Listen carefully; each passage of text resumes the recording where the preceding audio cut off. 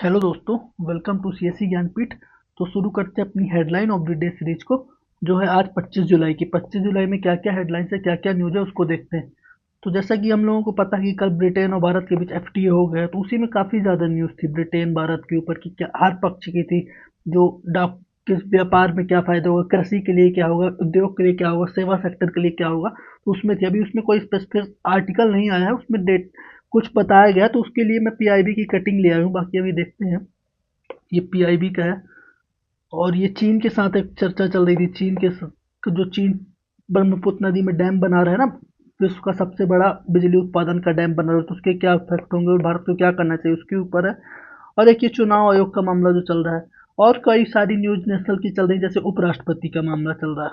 उपराष्ट्रपति के बारे में हमने पहले देख लिया। अब क्या चल रहा है कि उपराष्ट्रपति का निर्वाचन कैसे होगा, और उसमें जो राजनीतिक विवाद है कि उपराष्ट्रपति ने इस्तीफा क्यों दिया, ये सारी वार्ता चल रही है। लेकिन हमने उसका संवैधानिक पक्ष देख लिया, जब हमने बेयर एक्ट में पूरा करवा दिया था। तो उसे जाके बेयर एक्ट सीरीज में वो मिल जाएगा आपको, तो उसे देख लीजिएगा, तो उससे उपराष्ट्रपति वाला मामला हो जाएगा। और क्या न्यूज चल रही है, एक अमेरिका वाला चल रहा है, अमेरिका गाजा वाला। अभी 2-4 दिन पहले इसराइल ने गाजा में एक बम बम गिरा दिया, जिससे कुछ सिविलियंस की मौत हो गई है। तो वही मामला चल रहा है फिर से। जब ये सिविलियंस की मौत हो गई, तब फिर से बोलते हैं कि हम इन दोनों के बीच, गाजा और इसराइल के बीच संधि करवा देंगे। अमेरिका फिर बोल रहा है संधि करवा देंगे, भारत बोला हम उसमें सहयोग करेंगे। लेकिन ये वार्ता बहुत समय से चल रही है, इसलिए उसके बारे में कुछ उठा के नहीं लाया। जैसे मैं पिछले पिछले महीने पिछले हफ्ते या 10-15 दिन पहले भी एक न्यूज बता रहा था कि अमेरिका बोल रहा है कि एक नेक्स्ट वीक हम वार्ता करवाएंगे, मतलब संधि करवाएंगे गाजा और इसराइल के बीच। कुछ हुआ नहीं। इसमें यही चलता रहता है कि अभी जैसे बम गिरा दिया है ना इसराइल ने, तो कुछ दिन ये चर्चा चलेगी कि संधि करवा देंगे, संधि करवा देंगे। ये बोलेगा, अमेरिका के राष्ट्रपति बोलेंगे, यहाँ से सब कोई बोलेगा ठीक है सहयोग करेंगे, संधि करेंगे। लेकिन अभी कुछ नहीं होगा। 10-15 दिन बाद देखेगा, फिर एक बम गिरा देगा इसराइल गाजा के ऊपर, फिर ये वार्ता चालू हो जाएगी, संधि करवाएंगे। अभी 2 साल से 3 साल से कुछ हो नहीं रहा इनका, तो इसलिए उसको लेके नहीं है, उसमें बहुत ज्यादा खास है नहीं। अब देखते हैं आज क्या क्या है। आज वही ब्रिटेन का एफटीए वाला मामला था। एफटीए में बहुत सारी चीजें हैं। पहले तो ब्रिटेन के साथ कई सारी संधि है, उसको देख लेते हैं। एक तो ये अपना एफटीए हुआ है, तो द्विपक्षीय व्यापार को सहयोग करेगा। और कृषि कृषि का निर्यात बढ़ेगा, अपना व्यापार उद्योग बढ़ेगा। फार्मा फार्मा इंडस्ट्री अपना, क्योंकि भारत दवाइयों का सबसे बड़ा निर्यातक है, मतलब खासकर जेनेरिक दवाओं का, तो ये भी फायदा होगा। तो ये बात है। और दूसरी चीज किसमें चर्चा हुई है, रक्षा सहयोग में। डिफेंस टेक्नोलॉजी, एक टेक्नोलॉजी में सब चर्चा हुई है, और एक डिफेंस में भी चर्चा हुई है। एक सेकेंड।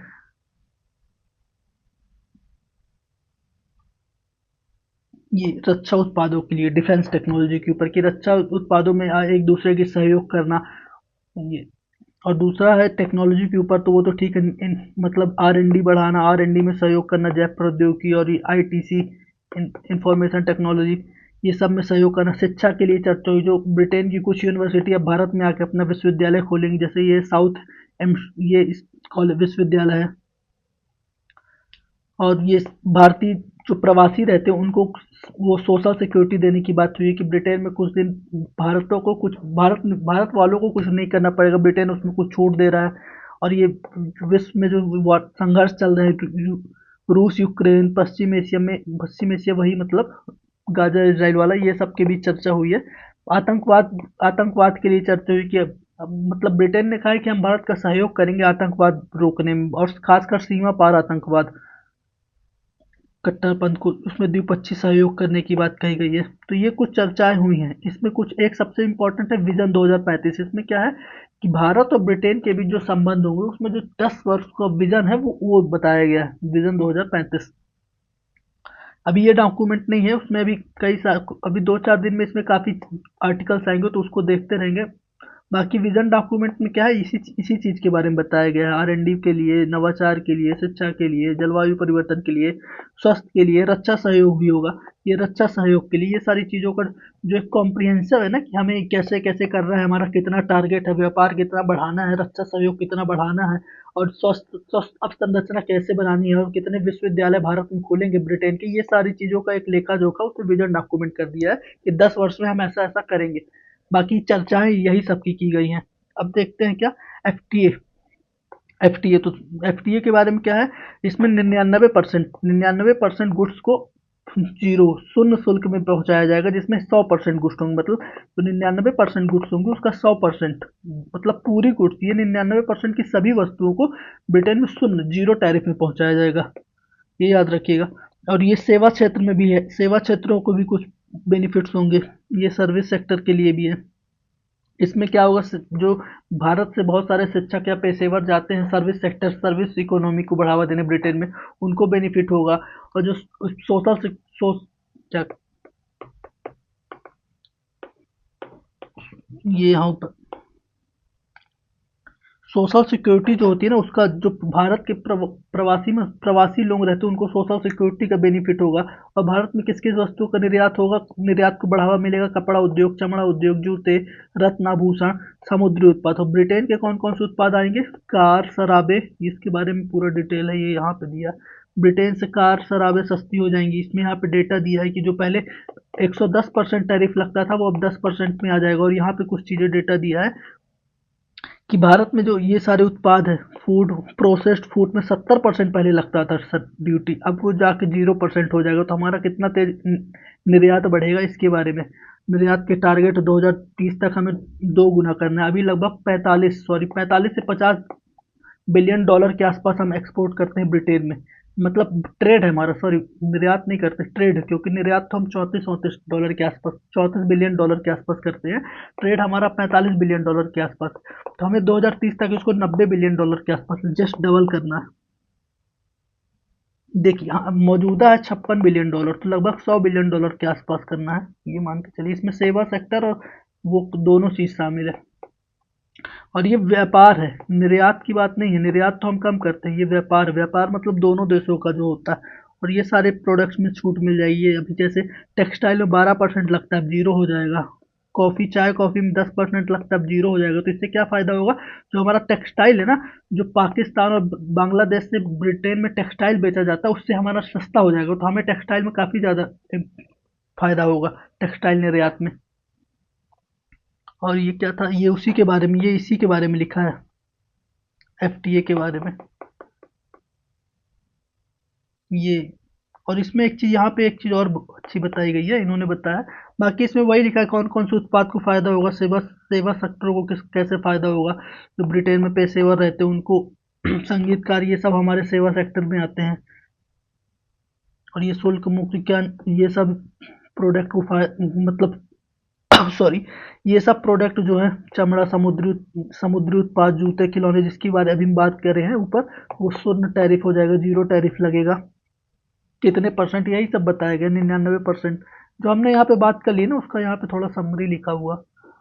और यहाँ पे एक चीज़ ये अच्छी बताई है कि भारत में जो अपना, भारत हमेशा से मानता आया है, जैसे अभी हम कुछ दिन पहले अमेरिका के साथ व्यापार समझौता, अंतरिम व्यापार समझौता की बात कर रहे थे, तो अंतरिम व्यापार समझौता कहाँ पे फंसा हुआ था, हमारा डेयरी उत्पादों में फंसा हुआ था और जीएम क्रॉप्स में फंसा हुआ था अमेरिका के साथ।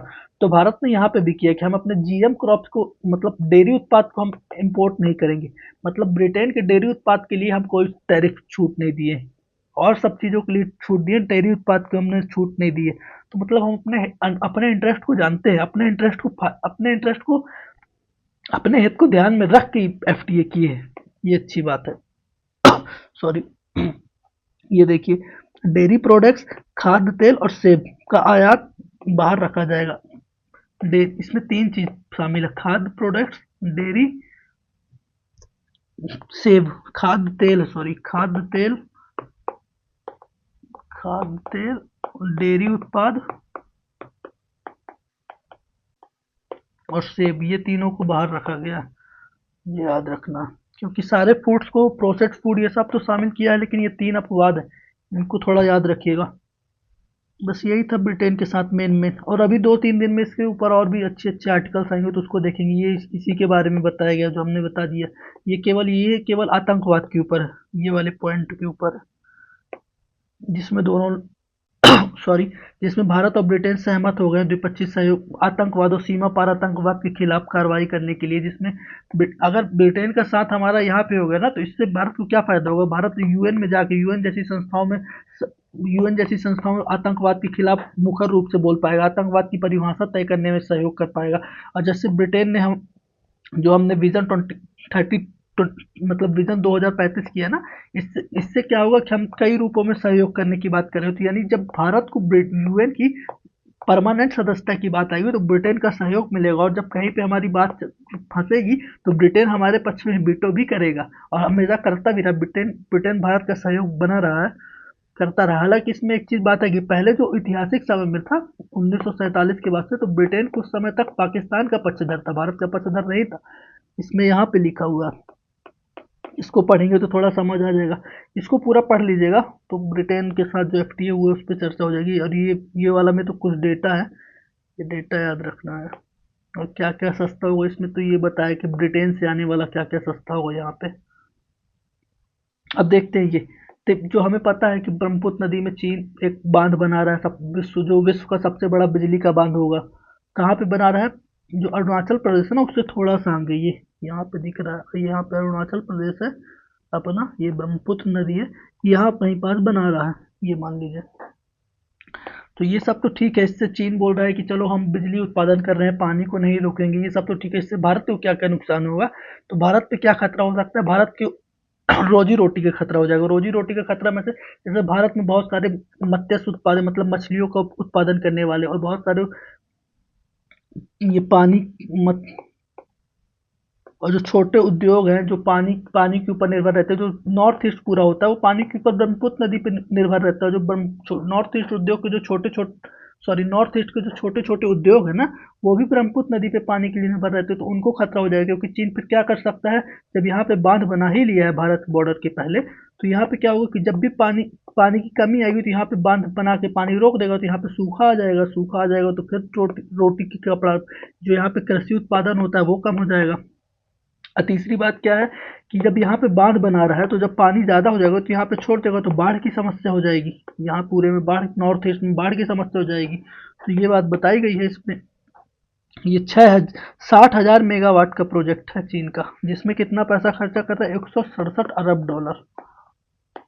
ये हालांकि ये याद रखने के काम नहीं है, बस इसको याद रखिएगा कि इसका क्या प्रभाव होगा। हमारा नॉर्थ ईस्ट में सूखा और पानी की समस्या आ सकती है। और इसके पर्यावरणीय प्रभाव भी बताए गए। पर्यावरणीय प्रभाव क्या है, ब्रह्मपुत्र की नदी से ही लगा हुआ हमारा काजीरंगा नेशनल पार्क है। काजीरंगा नेशनल पार्क में बहुत सारे वन्य जीव है जो ब्रह्मपुत्र नदी उनकी जीवन रेखा बन गई है। काजीरंगा नेशनल पार्क है, मानस नेशनल पार्क है, बहुत सारे नेशनल पार्क है नॉर्थ ईस्ट में।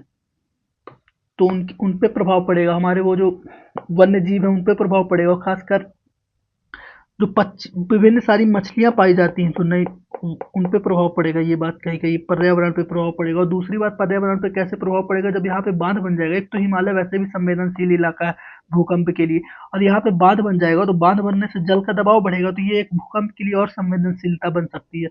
ये बात कही गई है। तो इसके लिए भारत को क्या करना चाहिए, भारत के लिए कहा है कि भारत को, एक तो हमारी वार्ता तो चल रही है द्विपक्षीय, जहाँ भी एससीओ की मीटिंग में अपने विदेश मंत्री गए हुए हैं, चाइना बीजिंग बीजिंग में हो रही है ना, तो बीजिंग गए हुए तो वो द्विपक्षीय वार्ता चल रही। तो हमें, और तीसरी बात इन्होंने एक चीज और कही कि अंतर्राष्ट्रीय स्तर पर सहयोग करना चाहिए, यूएन, एससीओ, आसियान के स्तर पर।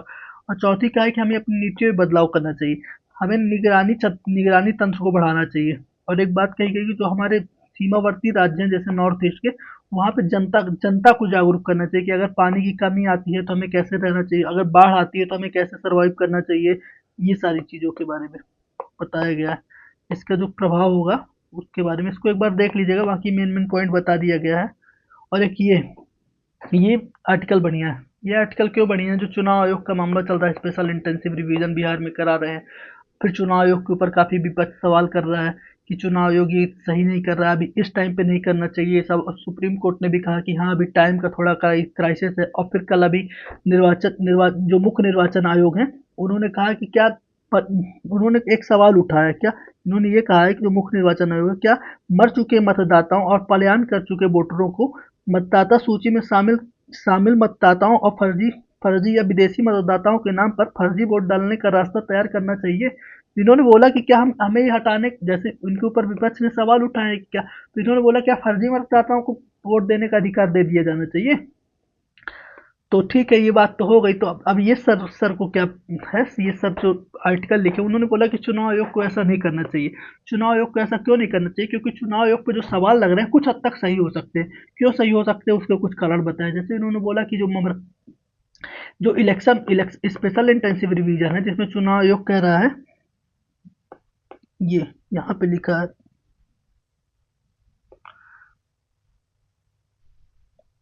चुनाव ये 7.5 लाख लोग, सॉरी 52 लाख लोग लगभग फर्जी वोटर के रूप में शामिल हो रहे हैं स्पेशल इंटेंसिव रिवीजन जो बिहार पे हो रहा है। तो इन्होंने ये सर ने सवाल उठाया है कि जो स्पेशल इंटेंसिव रिवीजन अभी हो रहा है तो क्या 2024 में जो लोकसभा का चुनाव हुआ है तो क्या उसमें फर्जी मतदाता नहीं थे? अगर फर्जी मतदाता थे तो उस समय इलेक्शन कमीशन क्यों नहीं कुछ कार्रवाई उठाया? पहली बात इन्होंने ये उठाई। दूसरी बात महाराष्ट्र चुनाव को उठाया कि जब महाराष्ट्र चुनाव में विपक्ष का, जब लोकसभा का चुनाव हुआ तब विपक्ष तो जीत गई, विपक्ष का दबदबा रहा। तो जब विधानसभा का चुनाव हुआ तो क्यों विपक्ष एकदम मुंह मुंह की खानी पड़ी, मतलब बहुत बुरी हार लेनी पड़ी।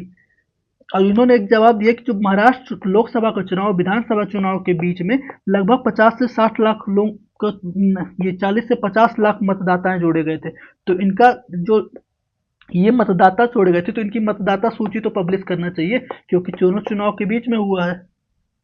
और दोनों चुनाव के बीच में ज़्यादा समय भी नहीं था, लगभग 3 से 4 महीने का समय था, ये यहाँ पे लिखा हुआ है सब।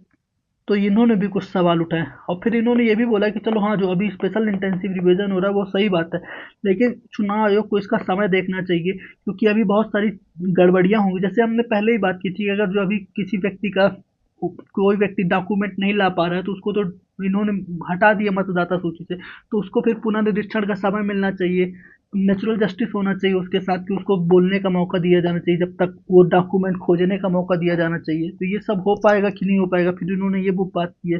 फिर चुनाव आयोग को सजेशन दिया कि यहाँ पे कि जो सवाल उठ रहे हैं ना हमको उसका मतलब उसके लिए चुनाव आयोग को मुखर रूप से सामने आना पड़ेगा, उसको जवाब देना पड़ेगा, उसमें पारदर्शिता बतानी पड़ेगी, ये बात कही गई है। बस ये याद रखिएगा, थोड़ा सा चुनाव आयोग के ऊपर सवाल बन रहे हैं तो चुनाव आयोग से बात क्वेश्चन बन सकता है। ये सब तो क्वेश्चन अपने नहीं पूछेंगे, ये सब यूपीएससी नहीं पूछता है, पूछेगा तो प्रीलिम्स में पूछेगा तो इलेक्शन कमीशन के ऊपर डायरेक्ट पूछेगा कि इलेक्शन कमीशन संविधान में किस आर्टिकल में, या फिर आर्टिकल 326 के बारे में पूछ सकता है, 324। हालांकि हमने ये इलेक्शन कमीशन के ऊपर चर्चा कर चुके हैं एक वीडियो में, वन स्टॉप सोल्यूशन नाम की सीरीज है, तो आप उसे विजिट कर लीजिएगा तो काम हो जाएगा। तो अभी के लिए इतना ही था यार, मिलते हैं फिर किसी और वीडियो में। अभी के लिए थैंक यू। अगर चीज़ें पसंद आए तो लाइक शेयर सब्सक्राइब करिएगा।